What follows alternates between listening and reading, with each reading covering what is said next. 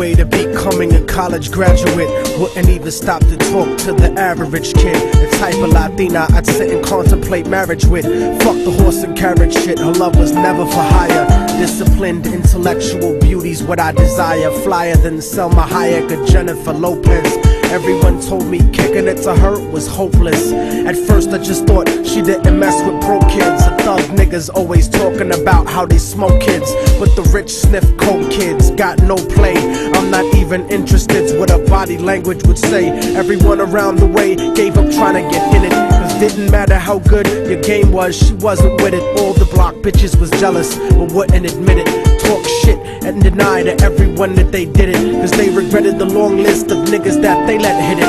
And no one ever gave them shit except McDonald's and Diddick. Smoking weed with thoughts of envy whenever they lit it. She spoke intelligently and they bit it, always trying to copy, but when they tried to use her vocab they sounded sloppy. She had a style all her own, respectful and pure. I was sick in the head for her and there wasn't a cure.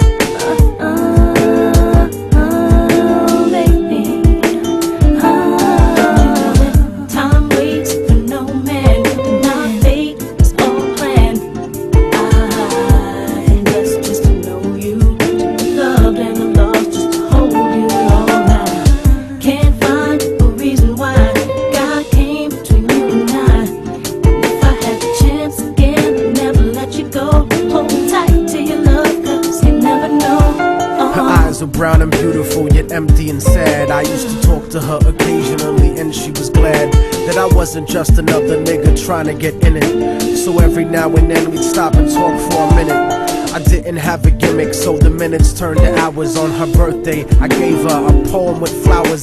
Then I took her out to dinner after her cousin's baby shower. We talked about power to the people and such. We spent more time together, but it was never enough. I never tried to sneak a touch or even cop a feel. I was too interested in keeping it real, perfectly honest and complete. She would always call me cariño and never technique. Bought me a new book to read every 2 or 3 weeks, forever changing the expression of my thoughts when I speak. It was because of her I even deaded all of my freaks. She convinced me to stop hanging out on the streets, to stop robbing and stealing from people like you. Instead I took her out to the Apollo and the Bronx Zoo, Museo del Barrio and the Metropolitan too. Got to the point where I was either with her or my crew. So I decided one day to tell her my feelings was true. I couldn't live without her, so I told her face of my fears. But honey's only response was a face full of tears. She could only sob hysterically, holding me tight. I tried to speak, but she wouldn't stop until I left sight. I felt like a moth who got himself too close to the light. Except I didn't burn, I turned cold after that night. Don't you know that time waits for no man, and our fate is all planned?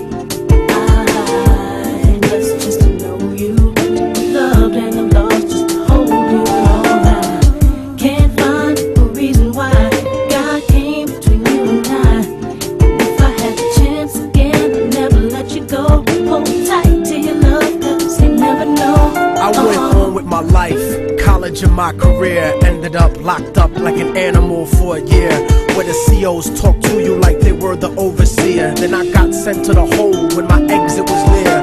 At night in my cell, I'd close my eyes and I'd see her, hold her close in my dreams. But when I woke, she disappeared. Just an empty cell until the state gave me parole. In the summer, came back intact and on track. But the fact of the matter is I still felt cold. Even after my mother hugged me crying at home, my real niggas would catch me thinking out of my zone, fucking lots of different women, but I still felt alone. Relatively well known around the New York underground, but I kept thinking of her and how we used to be down. The sound of her voice and the beautiful smell of her hair, though gone physically, somehow it was still there. I had to do something because the shit was too much to bear.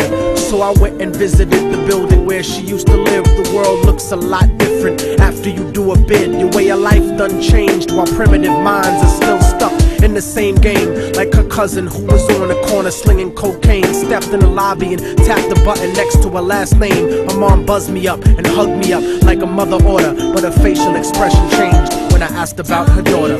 No man, my fate is all planned. I just to know you, loved and I'm lost just to hold you all. I can't find a reason why God came between you and I.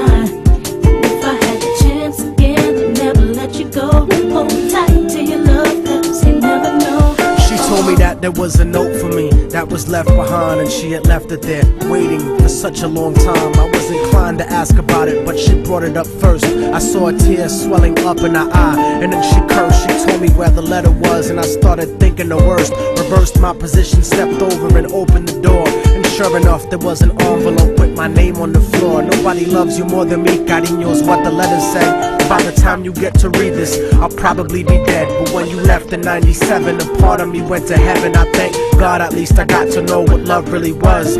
But it hurt me to see what true love really does. Cause even though we never made love, you were all that there was. It was because I loved you so much that I had to make you leave. You made me doubt the way I thought, you made me wanna believe. And then I slipped up and I let you get close to me. It was hard to not be openly when people spoke to me. This was not the way I thought my life was supposed to be. Baby, don't you see, I had a blood transfusion that left me with HIV. Hope didn't exist for me since late in 1993. I died a virgin, I wish I could have given myself to you. I cried in the hospital cause there was no one else but you. Promise that you'll meet me in paradise inevitably. No matter what, I'll keep your love forever with me. What happened for the rest of the day is still a blur, but I remember wishing that I was dead instead of her. She was buried on August 3rd. The story ends without a sequel, and now you know our technique. Don't fucking fall in love with people. Hold the person that you love closely if they're next to you. The one you love, not the person that simply has sex with you. Appreciate them to the fullest extent, and then beyond, cause you never really know what you got until it's gone.